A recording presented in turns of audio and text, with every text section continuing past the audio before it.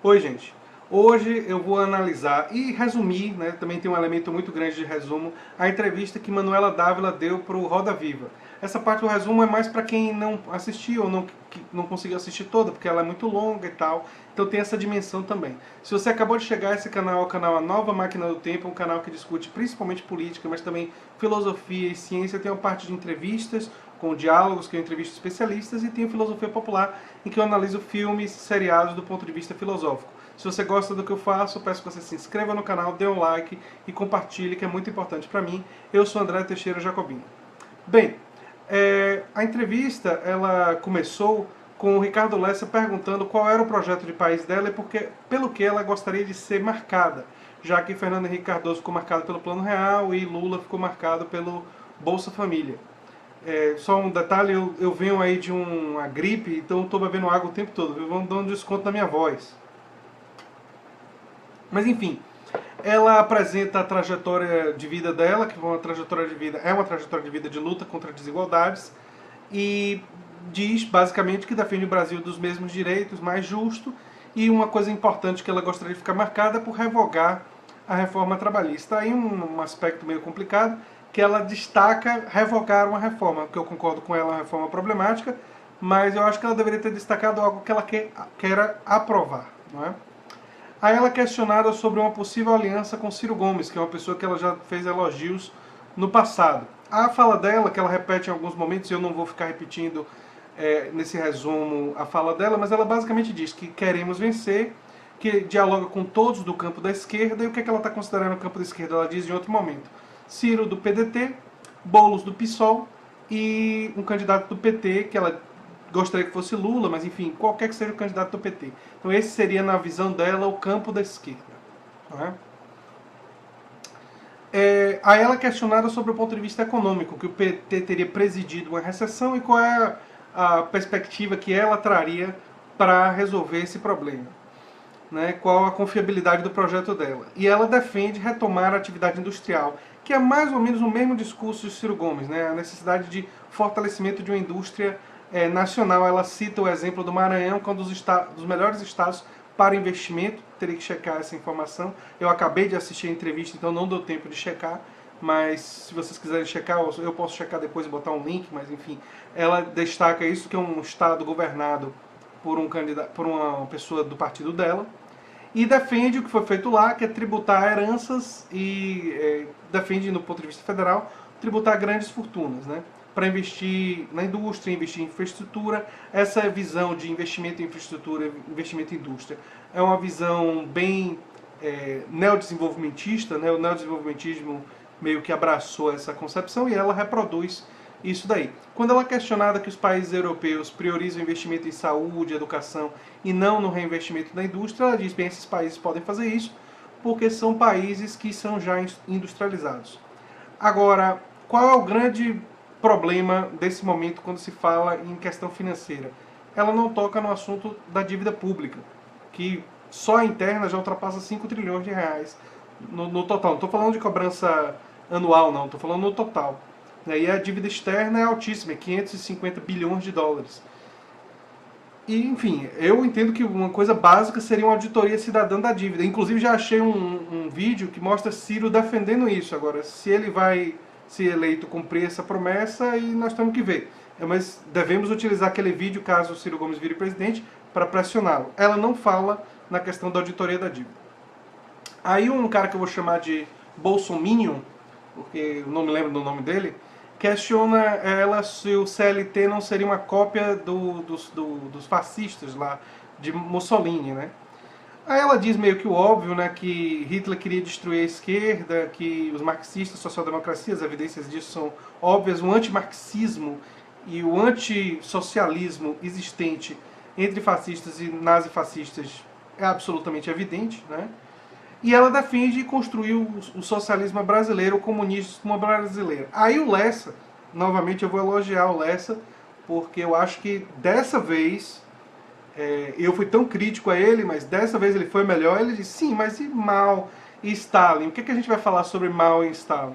E aí é o pior momento de Manuela Dávila na entrevista, na minha avaliação. Olha a resposta que ela deu. Ela disse assim: havia um ciclo de mortes no mundo, um mundo de violência. Né? Boulos foi melhor do que ela. Boulos disse: existiam limites nas experiências socialistas, existem limites na experiência capitalista. O que Boulos está chamando de limites? Aspectos que podem ser criticados. Eu critiquei Boulos naquela época porque eu acho que essa fala, ela falta ênfase. Mas Manuela Dávila foi ainda pior na minha avaliação, porque ela nem falou de possibilidade de crítica a essa experiência, né? E simplesmente disse lá no final que não é o que eu defendo. Por que assim, eu não sou menos de esquerda, eu acho que eu sou mais de esquerda quando eu digo Stalin foi um ditador sanguinário. Qual é o grande problema em dizer isso? Nenhum. É uma verdade histórica. E Stalin mandou matar, inclusive, pessoas que participaram da Revolução de forma de destaque, como Trotsky. Ramon Marcader foi um agente mandado para matar lá o Trotsky no México. Quer dizer, esse é só um exemplo de um assassinato de uma liderança, mas incontáveis outros anônimos foram brutalmente assassinados, e especialmente Stalin perseguiu os setores mais à esquerda dentro da União Soviética, gente que defendia fortalecimento às cooperativas, dos trabalhadores e tal. Os anarquistas dentro da União Soviética foram altamente perseguidos. Quer dizer, pensadores social-democratas foram altamente perseguidos dentro da União Soviética e muitos deles foram mortos. Qual é o grande problema, Manuela Dávila, de dizer que Stalin foi um brutal ditador? Quer dizer, e ela desarmaria totalmente a questão da direita aí. Mas infelizmente parece que uma parte da esquerda não consegue fazer isso, e eu não consigo entender, porque George Orwell, um dos maiores críticos do stalinismo, era um socialista. Né? Noam Chomsky, um cara, alguém vai duvidar que Noam Chomsky é de esquerda, e condena Stalin totalmente. Richard Wolff, economista americano, enfim, detona com Stalin. Então, quer dizer, você não deixa de ser esquerda se você se separa desses ditadores brutais. Pelo contrário, você deve apontar que eles foram os que impediram que os elementos progressistas, democráticos, os setores mais à esquerda existentes nesses países progredirem. Eles foram contra a esquerda. E foram ditadores violentos e tudo, com pretensões totalitárias e tudo mais. Enfim, esse é o momento que mais me incomoda nessa entrevista. Vocês viram que, pelo meu olhar aqui, que eu estou realmente incomodado com isso. Né? Sobre a Venezuela, eu acho que ela fala o correto, né? Ela fala construir uma saída pacífica. A gente tem visto, eu tenho visto reportagens mostrando que tem segmentos lá da oposição que fazem atitudes terroristas, e o próprio governo Maduro é extremamente violento, tem presos políticos também, quer dizer, vira uma situação de caos. E nós temos que pressionar para que hajam eleições livres com observadores internacionais e que os resultados das eleições sejam respeitados. Esse é o papel. Ou seja, e a eleição livre é o quê? Uma solução pacífica. O Brasil deve pressionar o governo Maduro e pressionar a oposição nessa direção. Ela não entrou em tantos detalhes quanto eu aqui, mas basicamente eu acho que ela respondeu corretamente, saindo de um momento assim que eu, enfim, fiquei puto da vida. Depois ela falou em combater desigualdade, investimento em educação, pactuar com municípios, ampliar o tempo dos alunos em sala de aula. Essa questão do tempo dos alunos em sala de aula, em termos de experiências internacionais, é meio questionável. Tem experiências que mostram que ajuda, mas tem outras.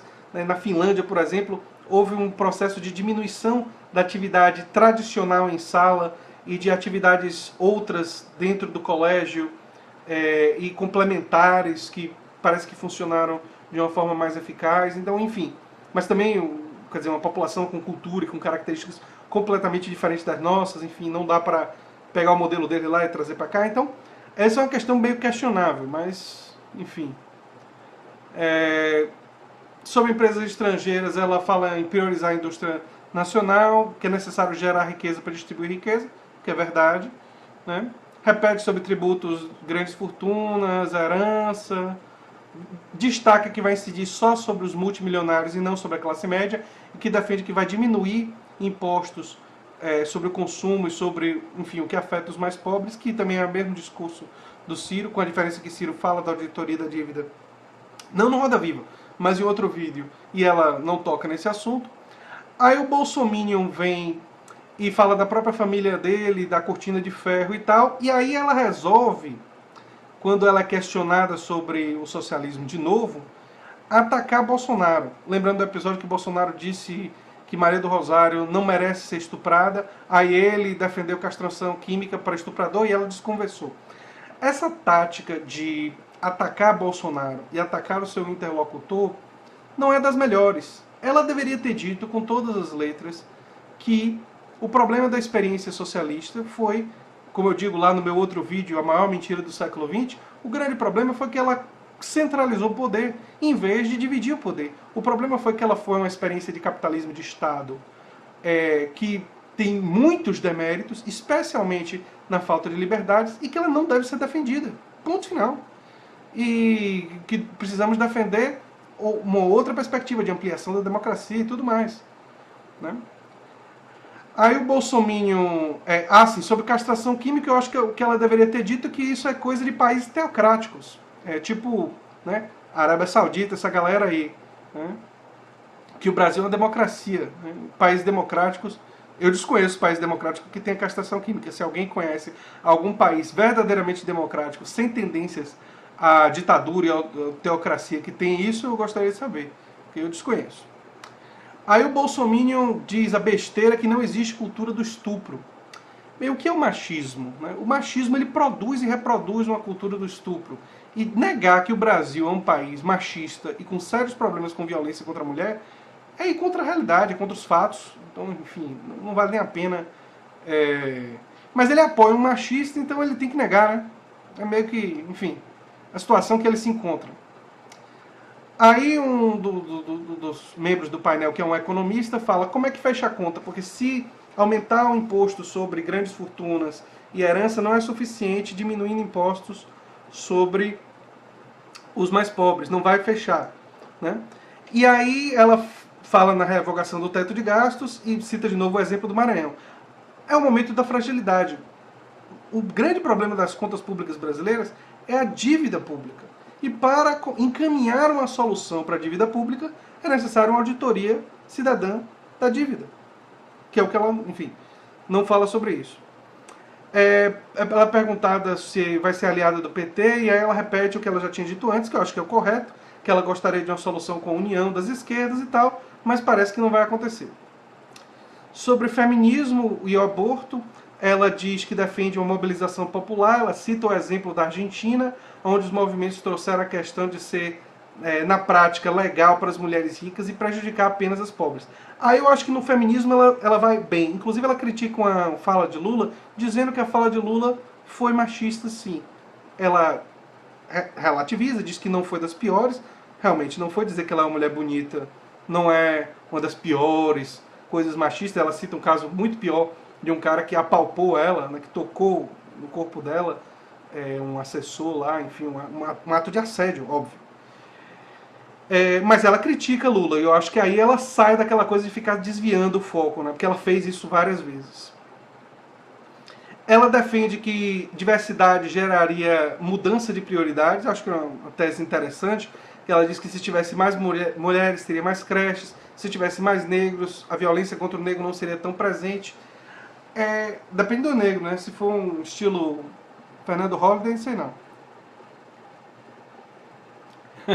Então não é só a cor que define, né? Mas as posições. Sobre corrupção, ela é questionada sobre a corrupção do governo do PT, o que é que ela diz? Ela diz que tem que punir os culpados, mas também é necessário procurar evitar. E ela defende uma coisa chamada accountability, que é transparência e prestação de contas. Sim, isso é importante para reduzir a corrupção. Mas o mais importante ela vai falar num outro momento, que é a mudança no financiamento das campanhas. Eu defendo, já defendi aqui no canal algumas vezes, que o financiamento deve ser só por pessoa física, com limite de um salário mínimo por ciclo eleitoral. E partido político, se quiser ganhar dinheiro, precisa produzir alguma coisa, revista, enfim, tem que fazer alguma coisa e vender. E fora isso, o partido deve contar com contribuições unicamente de pessoas físicas. Empresa não pode, e multimilionários também não podem ficar comprando os partidos. Que essa é uma das grandes fontes da corrupção. A outra fonte da corrupção é a autonomia do Estado em relação à população. Que a democratização, a existência de mecanismos mais democráticos seria muito importante. Isso ela cita en passant, não é? Mas chega a tocar nesse assunto. Ela chega a mencionar. Aí um dos outros entrevistadores fala do poder de... Aí uma fala excelente, na minha opinião, fala do poder de nomeação, os cargos comissionados. Em outras palavras, o patrimonialismo do Estado brasileiro tem tudo a ver com corrupção. O que é patrimonialismo? É o uso privado da coisa pública. E aí ela começa muito mal a resposta, porque ela diz assim, não tem uma opinião formada sobre isso e tal. Aí depois ela conserta de forma muito boa, dizendo, parece que sim, existe uma relação entre cargos comissionados e corrupção e pessoas com carreira e menos corrupção. E cita o caso do Itamaraty. Então quando a gente observa, e eu posso trazer isso para a saúde, no centro de referência do SUS existe muito menos corrupção e uma gestão de muito maior qualidade, porque a maioria dos cargos de gestão são de pessoas que têm carreira na área, que têm cursos na área, que vão se profissionalizando, que vão se tornando cada vez mais especialistas naquela área. Então, substituir os indicados por cargos técnicos e por concurso público e por uma progressão de carreira tende a reduzir o patrimonialismo e reduzir a corrupção. Então, a corrupção é um problema muito complexo, assim como violência, e precisa de múltiplas soluções. Né? Sobre perdão ou indulto a Lula, ela diz claramente que não existem provas e diante de não existência de provas ela vai defender que Lula seja perdoado, se ela fosse presidente. Aí tem uma longa discussão se há provas, se não há provas, eles dizem que tem provas e tal. Eu vou dizer agora a minha percepção. Existem provas, só que elas são circunstanciais. O problema das provas em relação a Lula é que não tem aquela prova, tipo uma gravação que prove assim, inconteste, ou um documento que ele assinou, que seja inconteste, ou alguma coisa que... ou um conjunto grande de cruzamento de evidências que mostre claramente a corrupção. Mas existe uma série de evidências circunstanciais que dão aparência de improbidade. Né? A essa aparência, sem sombra de dúvidas. A relação de Lula, de algumas pessoas do PT, de várias pessoas do PT, com grandes empresas, não é das mais, digamos assim, agradáveis quando você observa do ponto de vista do que deve ser a relação entre pessoas do poder público e grandes empresas. Ao mesmo tempo, uma prova robusta que levasse a uma condenação de 23 anos, que foi a condenação que Lula sofreu.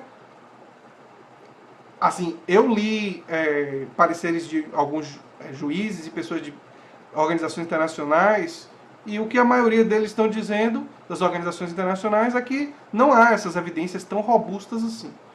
Mas dizer que não tem provas também é um exagero dela. Existem provas, só que são circunstanciais. Aí ela faz uma crítica boa aos juízes, dizendo que juiz não deve dar entrevista, que juiz não deve ficar aparecendo com figuras de partidos políticos, no que ela está correta. E essa crítica é bem legítima. Ela cita até um exemplo que é um amigo dela que largou a toga para ser político. Né? Sobre o Rio Grande do Sul, ela defende o investimento tanto no agronegócio como na agricultura familiar. Eu acho que esse foi um momento que ela foi muito bem, porque ela fala que não são incompatíveis, são complementares, então ela vai muito bem porque ela mostra bastante conhecimento da sua região, quer dizer, ela tem um momento assim que fica claro que ela conhece bem da área de onde ela vem, né? Ela é originalmente de Porto Alegre. Então, ela é originalmente do Rio Grande do Sul, não de Porto Alegre, enfim, mas daquela área ali do Rio Grande do Sul, e ela, enfim, defende bem esse momento, né? Aí ela é questionada sobre o salário dos deputados e senadores.